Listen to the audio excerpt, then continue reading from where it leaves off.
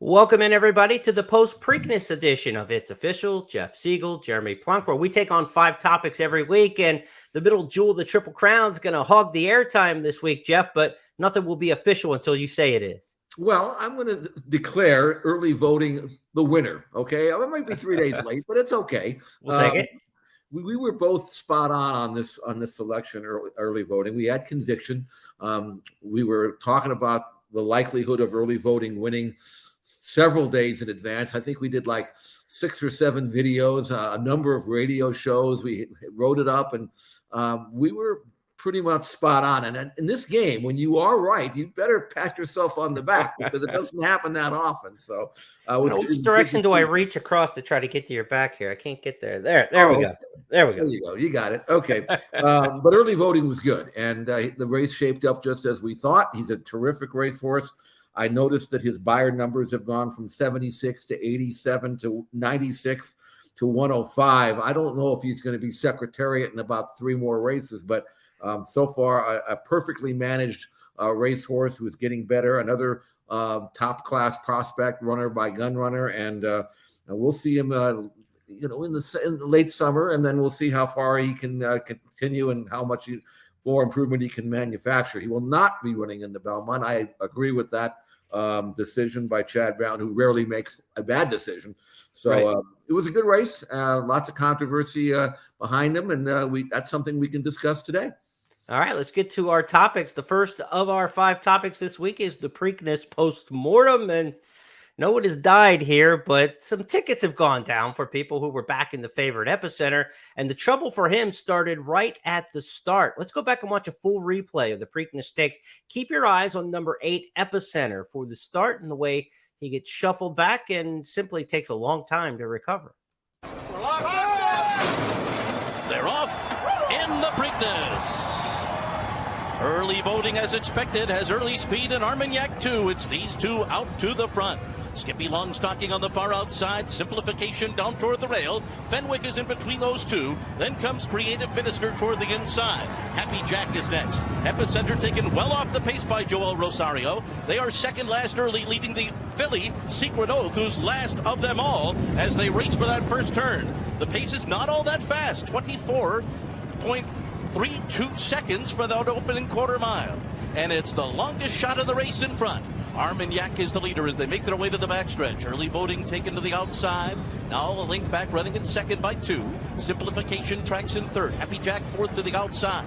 Creative Minister is fifth. Epicenter sitting right behind him. 6 lengths behind, right alongside of Skippy Longstocking and Fenwick. Secret Oath is last of them all here. 47 and 2/5 seconds for this half mile as they continue up the backstretch with Armagnac in front, moving for the far turn. Early voting on the outside is second. Armagnac in early voting will take them into the turn 1-2, and Creative Minister is right behind them. Then Simplification. Meanwhile, Epicenter is on the rail, in behind a wall of horses. He's 5 lengths off the lead as they round the far turn. Early voting comes up to the neck of Armagnac and pokes ahead in front. Secret Oath has made her run now, and here she comes from the back of the pack. She has stormed up into third. Creative Minister fourth. Epicenter cuts the corner in fifth, and they're into the stretch. And it's Early Voting who comes into the final furlong with a 3-length lead. Secret Oath is second. Epicenter is on the rail. Behind them, Creative Minister. Then it's Armagnac. It is Early Voting reaching for the wire. Epicenter closing on the inside. Early Voting, Epicenter. Early Voting comes inside and wins it. He wins the Preakness by a length and a half. Epicenter was second, and then comes Creative Minister in third. Simplification was fourth.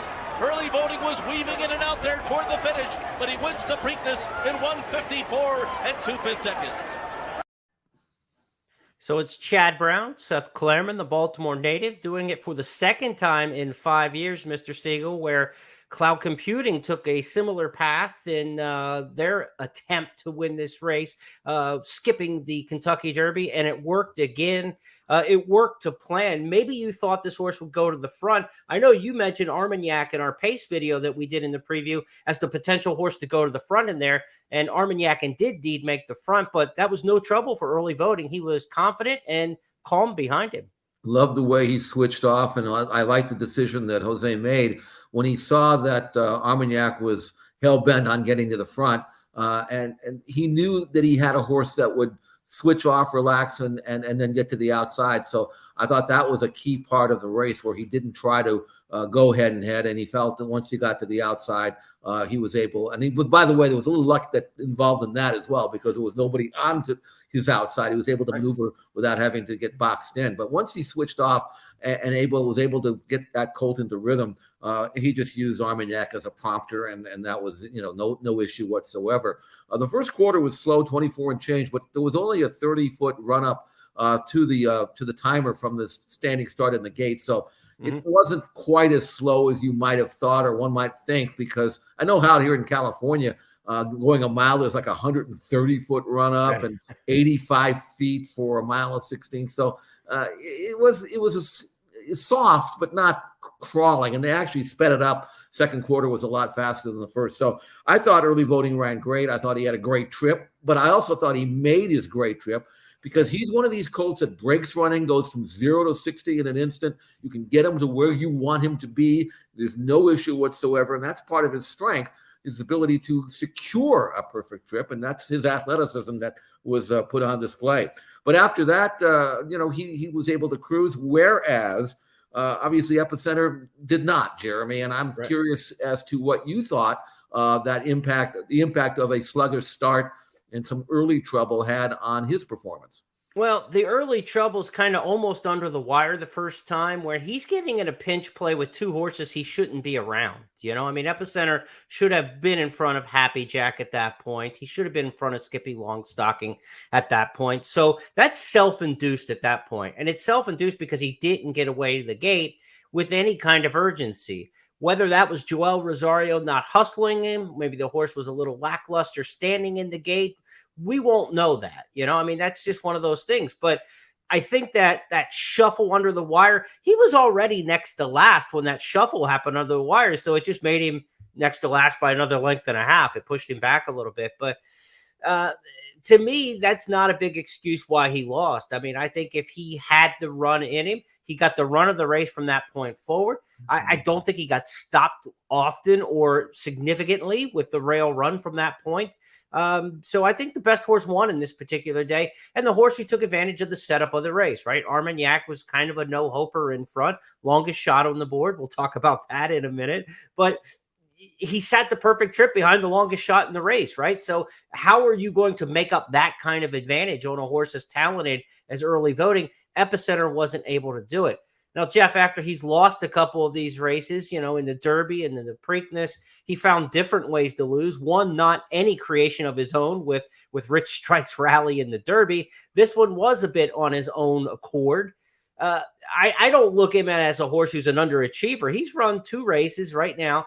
If he would have broke cleanly, he would have been in this mix. And still, he got beat, a length and a half in the end for the Preakness. This is a very good horse at Epicenter. He's danced 6 straight dances in a row of major repute. That was the 7th straight, I believe, without a break there. So he's going to be a major factor the rest of the year, health given. Yeah, and I think you made a good point about him maybe not getting out of the gate as cleanly as they would have hoped, but he's had a pretty tough campaign. Yeah. And sometimes horses soar up a little bit behind. Sometimes they just are a little bit tired, and he had a hard race 2 races back, and he didn't break slowly.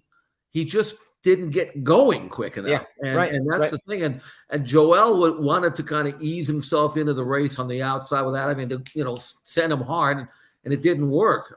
It's one thing to get outrun by, the pace setter that was in there, Armagnac, but Skippy Longstocking was outrunning him as well at that stage. Yeah, he squeezed him back. So, but after that happened, and after he lost his early position, he got to the rail. He never left the rail. He never had to check. He was behind horses, but he wasn't crawling all over them. And then at the top of the stretch, he was able to sneak through on the inside when the other horse moved out. He got out. He lost early position, but he got a dream run after that. The other thing I wanted to bring out is that Ortiz was way out in lane 6 or 7 at the 8th pole and stayed out there. And then you could see him look over and see Epicenter, and he purposely took his horse to the left because he wanted to make sure that early voting saw him and sensed that there was a horse down there. He didn't want to lose sight of that. I know one of the commentators, I think on NBC, said, "Oh, he's getting tired, so he's leaving in it." Now he wasn't. Horse was not really getting tired. He was put there by the jock who wanted to make sure that this colt didn't get surprised like maybe Epicenter did in the Derby by Rich Strike. So I thought that was another part, maybe an underrated part of the ride that Jose had. He really did everything right every step of the way, and the result was a victory. So congrats to early voting. And I was also impressed with the owner, Seth Claremont, on the taking the trophy. And when he asked, what about the Belmont? And he said, I don't think this horse can go a mile and a half. Probably not. Sharp trainer, because I think I agree with him on that. Yes, I should say. Yeah, getting that Woodlawn Vase and knowing that this is everybody's got a Derby, I like to say, during the course of the prep season. It could be at Sunland Park, it could be at Belmont, it could be at Churchill Downs. For this horse and these connections, their quote-unquote Derby for this 3-year-old season was the Preakness, and they hit the note. That's what they had to do on this particular day, and they did it with the plum. Jeff, what about the filly now? She's had 2 tries, Secret Oath, third in the Arkansas Derby. She pulls off a 4th place finish here. Kind of a similar run to some of the races we've seen with her, making that wide rally to the outside and then flattening out against top competition. Yeah, she's trying to make her move, both in the Arkansas Derby and in this race, right into the teeth of the hottest part of the race. When you go a mile and 24 flat from the top of the far turn to the top of the stretch, it's pretty hard to make up ground. And she tried. She actually did. So she's thrown in a 23 and small change, 4th quarter there, or 3rd quarter. And naturally, you're going to lose your punch. I'd like to see her try to produce the last run, not the one from the far turn of the top of the stretch. That usually doesn't work unless the leaders are really stopping, and they weren't stopping. So Wayne Lucas said before the race she's not going to go into any other colt races. This was a race that she could run in, but she'll stick with the fillies. And I think that's a good idea. And she's also going to have what roughly would be a couple of months off before the CCA Oaks. So I think she's going to rebound and be terrific. I think she's a top-class filly. She was asked to do something that she couldn't do, and there's no disgrace on that. I think that Wayne's going to do right by her and let her work her way through the 3-year-old filly ranks and then into the older mare ranks when Breeders' Cup races come. You could see her coaching Club Oaks, maybe the Spinster taking on older horses at Keeneland, and then the Breeders' Cup Distaff this year at Keeneland. So big future still ahead for Secret Oath. She ran well, but not quite well enough. That'll wrap up our Preakness postmortem of the replays and the horses involved. But, Jeff, we've still got more about Preakness to chatter about. Let's go to topic 2 on our big board.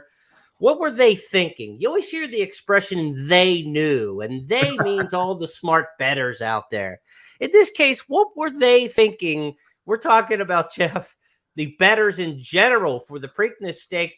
Everybody on this tote board covered. Longest shot on the board was 18-1 in Armagnac, and it just befuddles conventional handicapping wisdom the way the win pool was bet. Everybody watches the tote board, and we do it with certain types of races that require it, like maiden races or 2-year-old races. The money usually shows it's pretty sharp. Or sometimes when you're handicapping just a normal race and you think that the 2 favorites are pretty close, and then you look up at the tote and one's 3-5, the other one's 7-2, and you figure, okay, I must have missed something here because, one horse shouldn't be that. And that's what you might consider to be smart money. Never at any stage did I ever think that Happy Jack at 11-1 or Fenwick at 13-1 was smart money. I didn't know where it was coming from, but there was nothing that I missed about either one of these 2 horses that I knew was going to come back and bite me, because Happy Jack had won a maiden race, a kind of a slow maiden race, had been beaten double digits in every one of his subsequent races, the last 3 of which were grade 1s.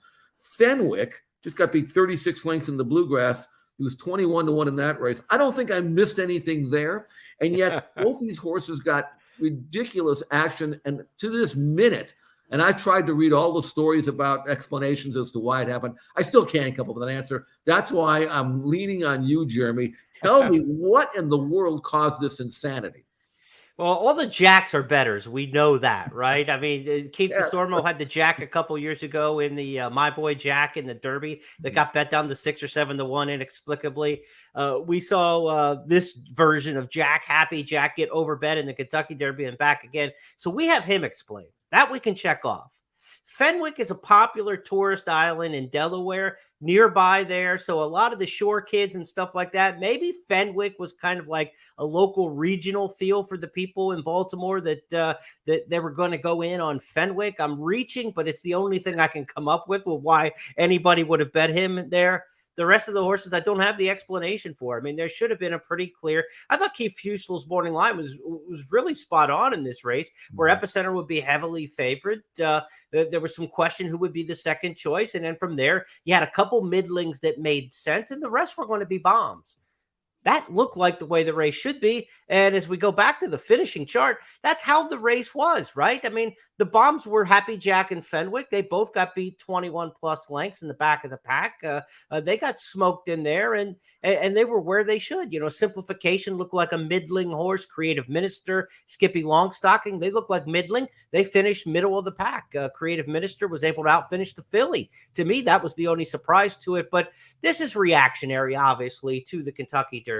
We saw the 80 to 1 shot Rich Strike win back in 2009 when the same scenario kind of unfolded when Mind That Bird won the Kentucky Derby at 50 to 1. Longest shot in the Preakness that year was 25 to 1 in a big capacity field. The fact that we only had 9 in here brought the longest shot to 18 to 1, but you could have gotten the immortal Love Gov for 23 to 1 in the 2009 Preakness. So there have been horses never heard before and heard from since who have been lower prices than they should in these reactionary races after a big long shot wins the Derby. Love Gov in this race probably still would have been, I don't know, 16 to 1 the way they bet it. But, it happens in the Kentucky Derby too. After the Mind That Bird to Giacomo to Mind That Bird era, there was a cap in the Derby, even with a 20 horse field, where horses in the 30s were as high as you saw in the Kentucky Derby, where everybody spread and took a shot at the long shots. I think that's what happened here, but it happened to a ridiculous rate. And the fact that you got a horse who probably should have been 5 to 2 at almost 6 to 1, he paid what, $13.40. You got almost the full 6 to 1 on this horse. He should have been a $7 horse at 5 to 2, in my opinion. Absolutely. I just want to throw one more thing at you. What do you think, based on the fact of you talk about reactionary betting, what do you think Rich Strike would have been if he'd run in this race? I think he would have been third or fourth choice. And if he would have been in the race, we might have got more on early voting. Because I'm sure you would have. Because the filly took the money, right? And that was always a possibility. I think Keith's morning line had it lined up right in terms of the talent. He may not have accounted for how much sentimental money would come in for the filly, where the filly may have been second choice. And I think that's probably how it might have ended up, even if Rich Strike was in the race. Then you're looking at third choice here. And, and then Rich Strike would have been fourth choice perhaps, but that might have gotten us another point on early voting. He might have been 6 to 1 if we had Rich Strike in there. And I don't think it would have made a difference in the outcome. I want to throw one more thing in. And I watched Rich Strike breeze on Saturday on video. Trust me, this horse was not a tired horse. He worked great, I thought. He went 47 breathing, galloped out in a minute. I mean, I'm not sure he would have run badly in the Preakness. He may not have won it. But I think he's for real. I wanted to see him breeze in his first breeze after the Derby. Man, he looked good. I'm telling you, he looked really good. So we'll see what happens in the Belmont. But he might be a better horse than people think he is, just on that so-called fluky win. I don't think it was that much of a fluke anymore. And the way the Belmont's shaping up, he might vie for favoritism in the Belmont Stakes. Mo Donegal, and there's not a whole lot else in there in terms of big marquee horses to kind of take away. Hey, look, Jeff, we're series bettors. We looked at these races for weeks and months and hours in between, but we're betting against guys like this. And so if this guy is at the Preakness, props to Eclipse Sports Wire for this photo. But if this guy's who we're betting against in the pari-mutuel markets, I like our chances. I like this game because it's us against each other. It's a feeding frenzy. For 8 years, I did the infield Preakness tent, and the biggest reaction I would get from the new fans every time I would tell them is pari-mutuel betting means you're betting against each other. And I'd say, look at the guy at your left. Look at the guy on your right. You're smarter than that guy, aren't you? And you're going to be taking his money today. And everybody loved that because that's what parimutuel betting is all about. You're not betting against the house. Of course, followers of this podcast will probably obviously know that. But the people who are thinking that, I want fixed odds and betting against the house, you miss out playing against guys like this when you bet against the house. I mean, his money is paying for your winning tickets. So I hope he had a good time. We'll have a little fun at his expense. But, hey, I love the casual fans. They're part of the pomp and circumstance and the pageantry of this big racing event. But they're also great for the parimutuel pools, man. Again, this was early voting. Should have been 5-2. He goes off almost 6-1, and we're the benefactors for it. Yeah. Well, one more thing I want to bring up, and that is regards to this. The good horse player, the winning horse player, has that ability to observe and make the determination as to what is smart money, right, and what are races that attract that guy. So that's part of the game. I never for once thought that at 6-1 or 5-1 early voting was for some reason cold on the board. No, I just thought it was a great price. Yes. But there are times when sometimes you think a horse should be 3-1, they're 5 or 6, and then you have to scratch your head. So that's part of the game. That's part of handicapping. It's part of playing and playing successfully. Any stat or trend, I always say, try to put common sense to it. If you can make a common sense explanation for it, why is this horse not getting bet? Well, sentimental money on the filly. Everybody's overreacting to the long shot of the Derby. Starts to make sense that somebody's got to bubble up. That was the horse who bubbled up, and you were able to take advantage of it. Let's go to our third topic on the big board here on It's Official this week. Ain't broke, but fix it. We're talking about the Triple Crown Series, Jeff Siegel, and there's a lot of hubbub because the Kentucky Derby winner did not run in the Preakness. Then all of a sudden we should uproot the Triple Crown Series and, recalibrate it, spread the races out, make it farther into the year. Good idea, bad idea? No, you got to, look, I'm a traditionalist, which means I'm old. Okay. That's the way it goes. And I remember when the Triple Crown, when I first was aware of it in the 50s, actually. And it was always a difficult, goal to achieve, but it has to be. If it's that special, right, and you have one every 3 or 4 years, then it's not special anymore. It is tough. Okay. It's been tough. We went so long from Affirmed all the way up to American Pharaoh and, or Seattle Slew and then Affirmed. It was not that hard in the 70s. Then it became very hard. Right. We had a couple of ones recently, but that's still tough to do. And I don't want to be messing around with it because it's supposed to be special. It is special. And if you've got a horse that maybe can't come back in 2 weeks and then 3 weeks later, maybe he doesn't deserve it. But if you want to win it, you got to participate. You got to go out and earn it. I say leave it as it is. I don't think the spacing will help. And I don't think it's going to cause more horses to run it in any way, Jeremy, as I think your research points out. Yeah, look, a 3-race series spread out a month apart. What a novel idea, right? We do it at every track in America. It's called their prep season. Santa Anita's got 3 races a month apart. Gulfstream has 3 races a month apart. Louisiana Downs, Oaklawn, Aqueduct, they all have 3 races 1 month apart. Do you know how many horses ran in all 3 races at those regional tracks this year?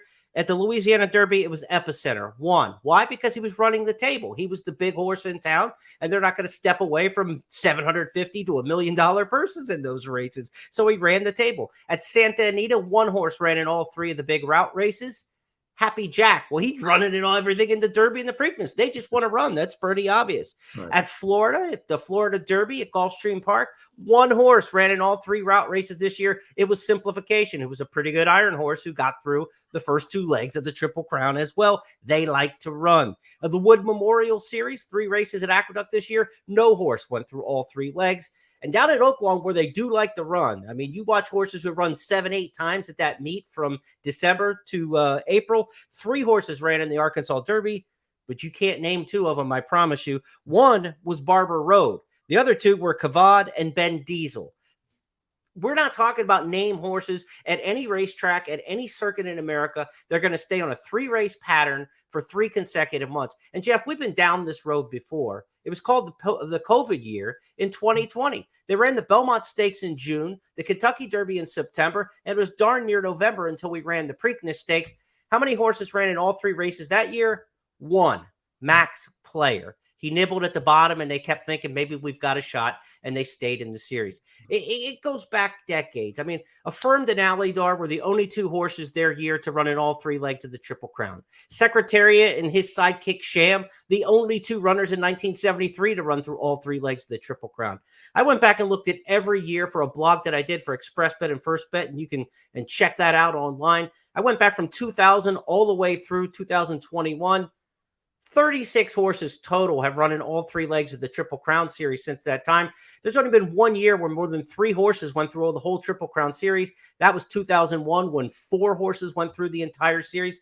This isn't meant to keep a 10-horse field from the Derby to the Preakness to the Belmont. It's a Triple Crown for the winners. They don't give a Triple Crown for 3 6th-place finishers. So can the Triple Crown be achieved by a winner? Yes, we've seen it twice now since 2015, right? So that question's answered. This series is not meant to be a 10 by 10 by 10, same horses move on. It never has been. Well said. I couldn't have said it any better, and that's why I turned it over to you, because I knew you had the facts. And apart from the fact that you're right, it's not meant to have the same horses running all three. You pointed out that it's a Triple Crown for the winner of the Derby, and people like to take shots at a horse like that. The reason why this came up is because it was a very unusual, almost unheard of decision not to run Rich Strike back in 2 weeks. Right. And so that kind of caused the alarm. And then early voting is not going to run in the Belmont. Why should he, really? There's nothing at stake for him other than trying to win 2/3 of the Triple Crown, but that was not in his best interest. He'll come back and run in the Jim Dandy and then the Travers, and then he'll probably try older horses, and then we'll find out how good he is, and he'll be a better colt for it by being given that program. I mean, the Belmont is a standalone race, Jeremy. You go back, and without the Derby winner, it's not as important as people think it is. It's got a great history and all that, but I mean, look at some of the winners here. Does anybody remember Sir Winston in 2019, or Taprit, or the Tara? I mean, Jazzle. I mean, if you're not going to win the Triple Crown, it doesn't make a lot of sense. Todd Pletcher always says, if you're running in the Belmont, you better win it, because if you don't, you're probably not going to have much left for the fall. So it's. Come on. If the better conversation is shortening the distance to the Belmont, right? I mean, the better conversation is shortening the distance to Belmont to look like something else these horses will do at any point in their life. I mean, the 1.5 miles in the Belmont is as much an absurdity on the dirt as the timing and spacing of the Triple Crown races. Right. And heaven forbid, again, if the Rich Strike situation doesn't happen where they skip the Preakness, this topic doesn't even come up. So one person's decision should not change the Triple Crown discussion. Exactly. And remember this, more champions have come as the winner of the Preakness than the Kentucky Derby and Belmont combined practically over the last 2 decades, 3 decades. The Preakness is the race that's the most truest run, most likely to produce the champion, and it's run 2 weeks after the Kentucky Derby. So it obviously doesn't have that big of a problem. And from a financial standpoint and a TV standpoint, try to stretch this thing out over 3-4 months, see where the TV ratings tank. That's a bad decision. And if you think the Preakness is struggling financially, the last 3 years the Preakness has been run in May, 2019, 2021, and 2022 have produced the 3 highest handles in the history of the race. So the people like the Preakness 2 weeks after the Kentucky Derby. The horses go on to become champions more than any of the other 3-year-old races. It's a silly discussion. It's people just trying to have an opinion on everything, it seems like. And as we produce the 4th topic on our opinion show, we get to do it because we're behind the camera. So we'll keep our opinions rolling and go to topic number 4. We're going to leave the Preakness just by a little bit, and we're going to talk about a gal who was a super freak in the Hilaire DuPont. With a quarter to go at Pimlico, Super Quick, the one to catch. He's got a 7-length lead as they turn in. Exotic West, full out in the second spot, trying to take aim on Super Quick, who's been the leader all the way. Super Quick, furlong and a half to run in the Hilaire DuPont Distaff Stakes, and she's got a big lead. It's 8 lengths now with a furlong left to go. Exotic West is second. Inside is Frost Point third with a 16th left to go. It's Super Quick, much too quick for them, and Florent Giroux, Super Quick, super solid to win by double digits. Exotic West was second, Frost Point was third, and Click to confirm. 147-4 in the DuPont. It was a big time effort. I know she got a big figure, Jeff. Probably the undercard performer of the weekend. Certainly was. She had earned a 107 buyer number in this race. She had never earned a triple-digit buyer before. She'd never even earned a 90 buyer before. Everything else was in the 80s or less. I don't know where this came from. Now, okay, she made the lead. She got loose in the lead. We know that produces big figures. But this was so far superior to anything she'd ever done. I don't know, Jeremy, how are you going to evaluate this performance when she comes back the next time?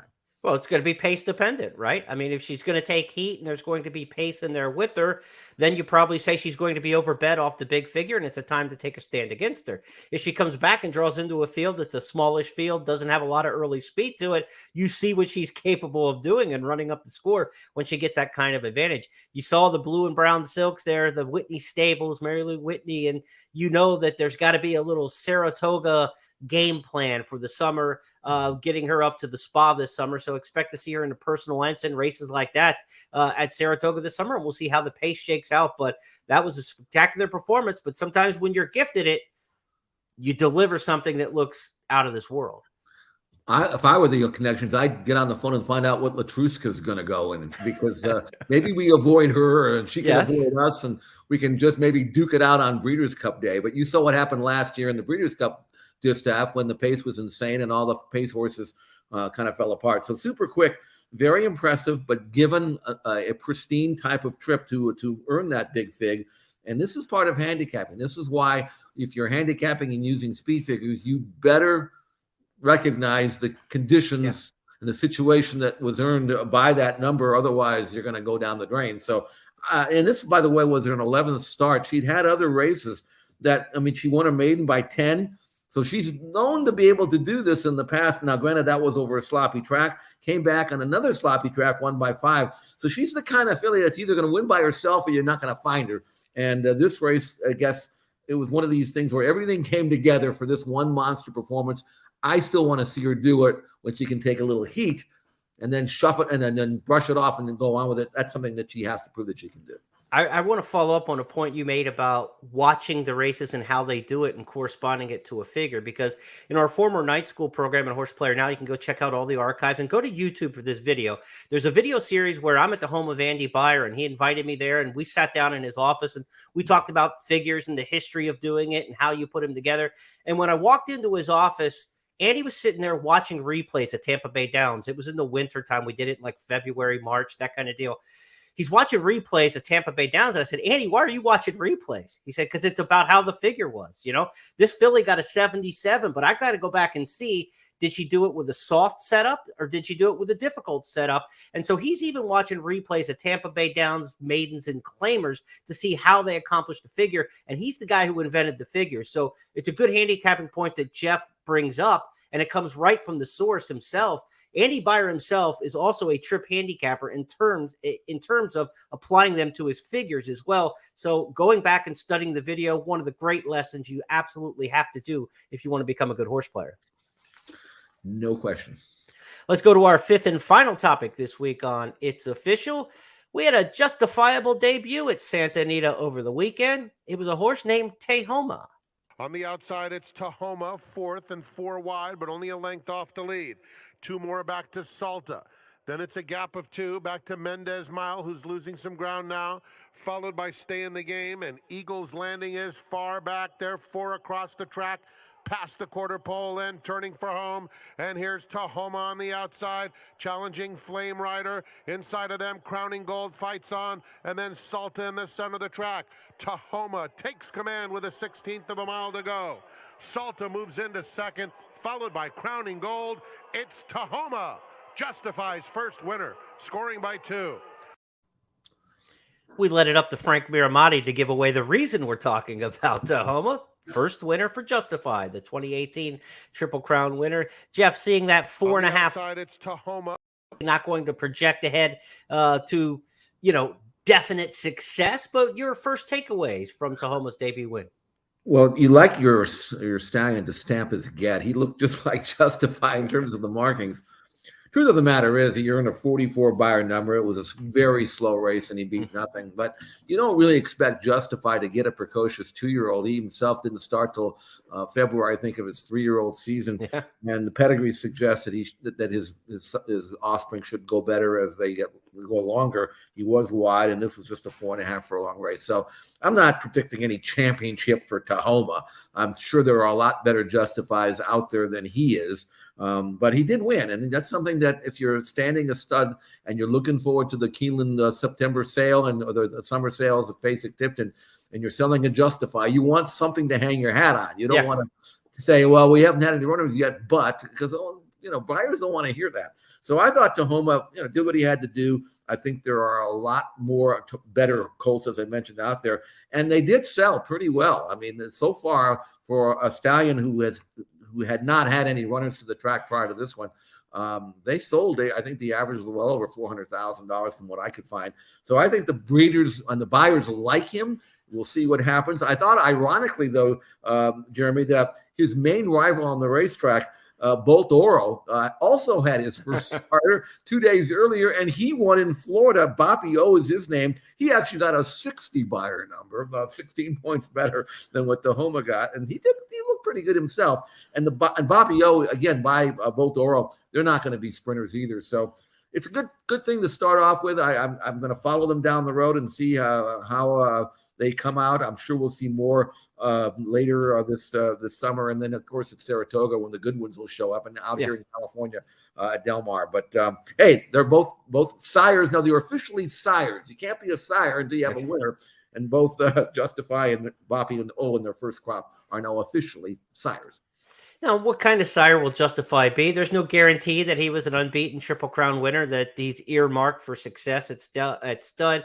American Pharoah's been kind of hit or miss, right? I think he's been a little bit underachieving for what might have been expected from him. And you go back over the Bob Baffert champions over the years and all the great runners he's had very few impactful stallions. That's just the fact. I mean, you've got horses like Looking at Lucky, his Preakness winner from 2010. He did get a Derby winner by DQ when Country House was promoted.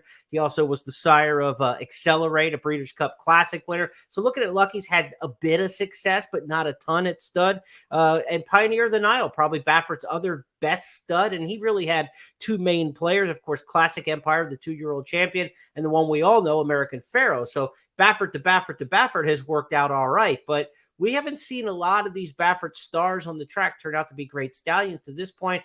I don't know where Justify will turn out, but I wouldn't say that he's guaranteed any success. No, and really, the great percentage of these top horses hardly ever reproduce themselves. That's just the way it is. They can be useful. They can be solid.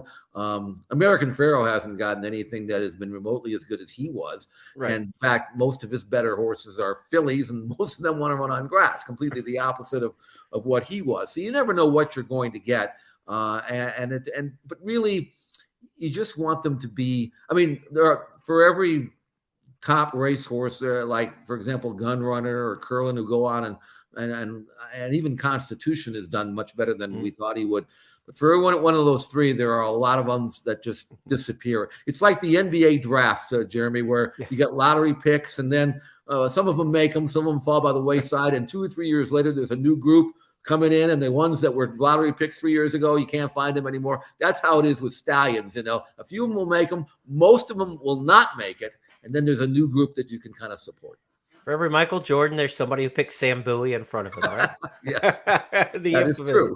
The infamous of all lottery picks. Right. Let's take a look at our rundown for the week and review quickly. Our Preakness postmortem, impressed by the winner, even more impressed by our own handicapping, picking out the winner of this year's Preakness. What were they thinking? We couldn't quite figure out what was going on the tote board. We tried to throw some reasons why the long shots were such low on the tote.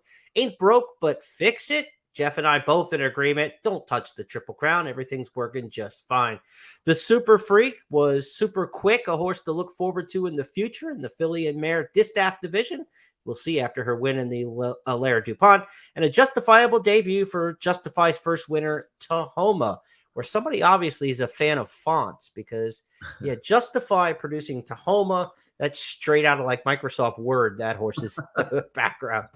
Right. Jeff, final thought on this week as we wrap up. It's official. Well, I just want to, again, going back to the patting on the back, and that is those who took advantage of the marvelous Preakness wagering guide, and if they followed me or you had to make money, and that's what we're here for. So when it works out that way, and it doesn't always happen, but it was nice to see the form hold, and especially since we had talked so much about it. And so we were smart last week. Let's see if we can continue it on. And because when you're smart, you want to tell everybody how smart you are. So that's what we're doing. You can check out our podcast every week, the First Call podcast on Thursdays, that we do an audio version where Jeff and I handicap 10, 12 stakes races every weekend. We'll be back this Thursday to do that as well. On behalf of everybody with First Technologies, my partner Jeff Siegel, I'm Jeremy Plonk. It is now official Preakness 147 because Jeff Siegel said so.